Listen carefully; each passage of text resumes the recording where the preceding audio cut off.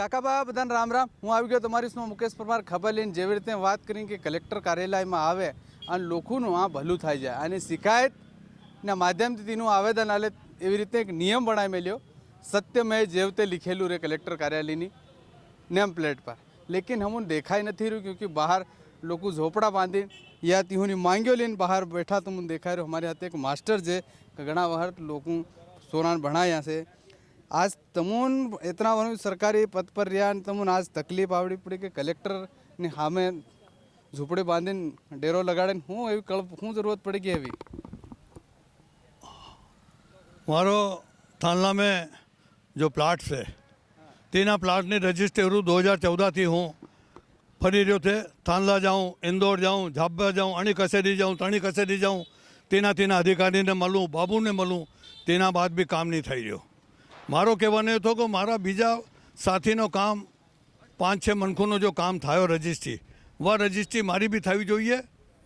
पण कलेक्टर में बैठा बधा मनखों ने काम करवानो एक सिस्टम में सुधार की जरूरत है वो सुधार नहीं थी रह्यो है. 13 दिसंबर को मैं अपर न्यायालय इंदौर से अपना प्रकरण केस जीत करके आया. जिला प्रशासन को मैंने वो कागज़ प्रस्तुत किए कि आप इसके आधार पे अपनी नस्ती चलाओ. 1 महीने की लंबी अवधि होने के बाद भी जिला प्रशासन के पास इंदौर जाने वाला कोई कर्मचारी नहीं मिला, जबकि सैकड़ों लाखों रुपए फर्जी टीए बिल के रूप में निकाले जाते हैं. मैंने यहाँ तक कहा कि अगर कोई चपरासी जाता है तो उसके भोजन का और आने जाने का शुल्क मैं देने को तैयार हूँ. लेकिन और सबसे बड़ा बदतर ये है कि मैं जब 4 दिन पहले कलेक्टर महोदय और एसपी साहब को मैंने धरने की सूचना दी, विधिवत रूप से धरना हमारा टेंट आदि लगा, लेकिन जिस तरह से जिला प्रशासन के एसडीएम साहब ने जो व्यवहार किया वह काफ़ी निंदनीय है. एक सीनियर सिटीजन जिसकी 73 वर्ष की उम्र है उसको जिस तरीके से धुतकारा गया, मैं उनसे कह रहा हूं कि मुझे 5 मिनट का समय दीजिए. वह 5 मिनट का समय देने को तैयार नहीं. मेरा मोबाइल था, आक्रोश में उनने मेरा मोबाइल छीन करके उनके साथ जो संतरी था संतरी को दे दिया. मैंने कहा कि मैंने साहब मेरे भाई को फ़ोन लगाना है, मुझे पानी पीना है. लेकिन अब दुख इस बात का है कि पानी पीने के लिए भी उनने ये नहीं कहा कि मैं पानी मंगवाता हूँ. जिस घाट का पानी पीने से अपमान प्यास का होता है, और उस घाट का पानी पीने से प्यासा मर जाना अच्छा है, प्यासा मर जाना अच्छा है. इतना टूटा हुआ हूँ कि छूने से बिखर जाऊंगा. यदि आप लोगों का साथ ना मिला तो गुमनाम बस्ती में खो जाऊंगा. 73 साल के व्यक्ति अगर मान लो उन 5-10 मिनट में कुछ हो जाता तो उसका कौन जवाबदार था आज के समय में किसी की मौत का. मुझे ऐसा लगता है कि प्रशासन मेरी मौत के बाद मेरा काम करेगा. तो ऐसा आपको लग रहा है कि आपने कवि भी हो, आप शायद लेखक भी हो, क्योंकि ऐसा आपने पंक्तियों से ऐसा लग रहा है. तो एवी रीतने तमो मास्टर भी होता, कवि भी होता, तो फिर हेवी तकलीफ केम आवू पड़ेगी. तमोने तमारी जमीननो रजिस्ट्री करावा वाळो तो रुपया आलीने हूँ थाई रुपया कोण मांगी रह्यो हे बी बताड़ो ने. हूँ रुपया लेवा वालों मुकद्दर मने ठीक से नहीं मल्यो, और जब मल्यो तो तीन पे हूँ भरोसो नहीं करता तो फिर भी मैं कीधो कि भाई साल तू 30,000 तने हाल लूँ, काम पती जाए तो 20,000 बाद में हाल लूँगा. पण सोर ने कीधो सोरी कर ने साहूकार ने कीधो कि तू जागतो रहे. इनमें एवं काम चाल्यु है. और अभी की जो स्थिति है, अगर कफन में से कमीशन मिलता है तो उस कमीशन को भी लेने में लोग हिचकिचाएंगे नहीं. बीजी बात की कि तमोने घणा अवार्ड मल्या, काम कर्યું घणું, અને आज तमोने मतलब तमारा घेर में जगह नहीं મળે फिर भी एतरा अवार्ड तुम्हें लगाड़ी मिले था. तुम्हारी शील्ड गोल्ड ने सिल्वर एतरा तुम्हें काम कर्યું इना माध्यम से तुम्हें अन्य संगठन थी इनाम आल्યું. लेकिन आज तीना अवार्ड ने जगह नहीं मिल रही, लेकिन आज तुम्हें बहवानी जगह में भी जगह नहीं जड़ रही क्योंकि एसडीएम में तुम्हारी हाथ एवी बातें करी, एवी हरकत करी.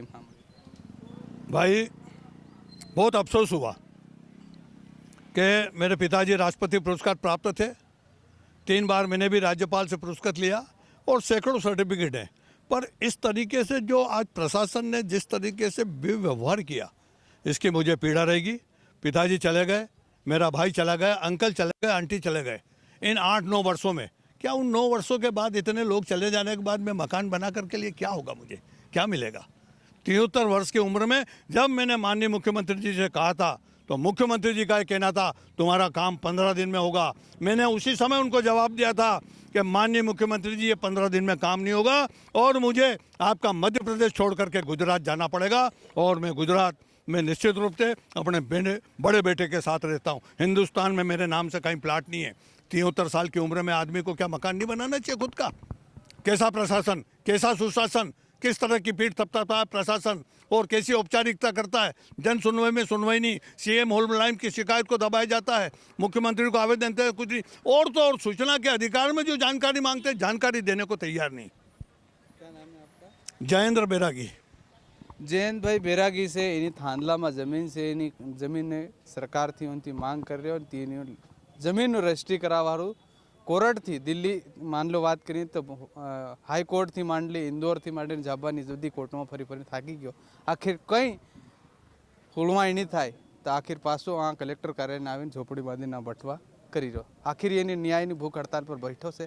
આવવાળા समय मालूम पड़े कि એની માંગ પૂરી થાય કે નહીં થાય એ તો આવવાળા समय मालूम पड़े। लेकिन इन्हें अवार्ड कवि से और मास्टर भी से और इन घना अवार्ड भी મળે मिल्या, लेकिन तीना आदमी ની ખૂણવાય नहीं तो आम व्यक्ति ની શું થાય ये एक હોસવા વાળી વાત।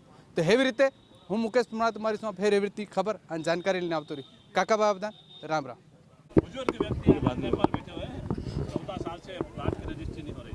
देखिए, ये अपने आप में प्रकरण दिखाता है कि सिस्टम कितना ज़्यादा खोखला हो गया है और बिना पैसे और ताकत के किसी का काम अगर आम जन जाता है तो उसको दर दर भटकने के अलावा कुछ नहीं मिलता है।